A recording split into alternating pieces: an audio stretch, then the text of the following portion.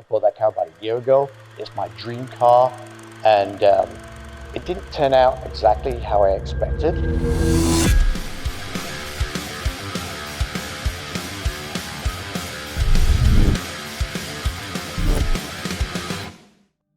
Hi, my name is Robbie Dickson, and I know nothing about cars, so welcome to my car show.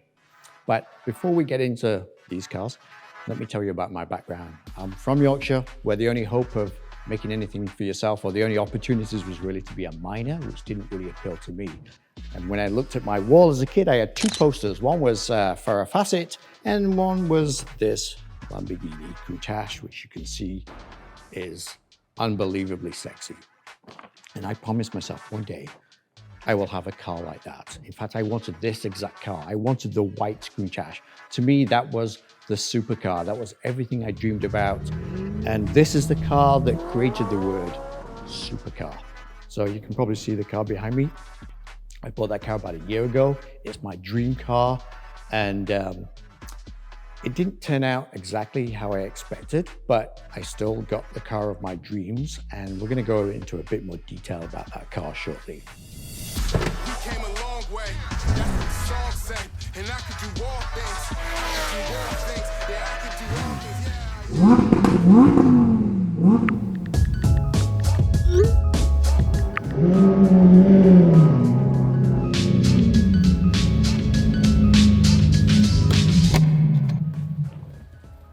So, it's always been Lamborghini for you, it seems. It has Lamborghinis, it is, and the Gallardo was my first ever Lamborghini, and then the Aventador Coupe, and then the Aventador Roadster.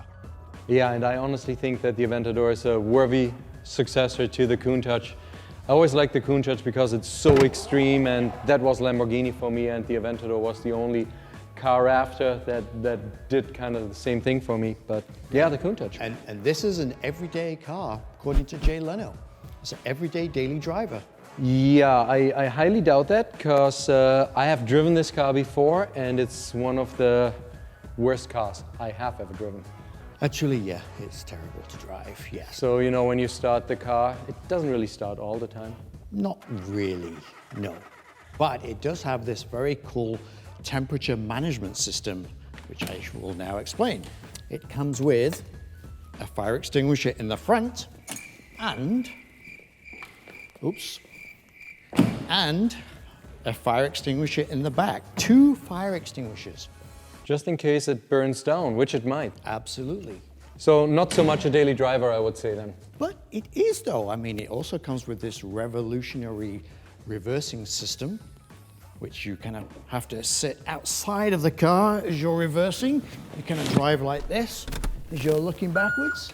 Now that's pretty cool for the 80s, right? It's not too bad. Again, it's not really the daily driver, I would say, but...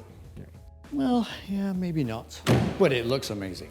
It does, and if you think about it, they introduced it first in '71, which makes it 50 years old. Yeah, 50 years, which is half your age, so it's pretty good.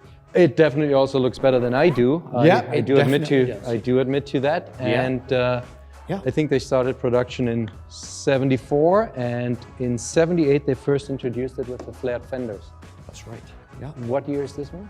86. But anyway, enough about this. Tell me about your car that you had on your wall as a child. Well, then we can still talk about this one, because this one was on my wall. Oh, so, you have good, impeccable choice, sir. I know, but I replaced this poster very soon.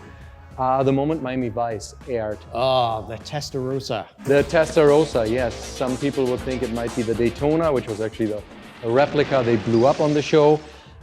But then when Ferrari realized that the show got more and more popular, and it was kind of promoting a replica, they approached the producers and offered them the Testarossa. And I fell in love with that car, replaced the Countach, put the Testarossa on the wall, and yeah. And do you have a Testarossa? I actually do, yeah. It's not mine. I have people that like me, and they give me cars to test drive them. So follow me, I'll show you. Let's have a look.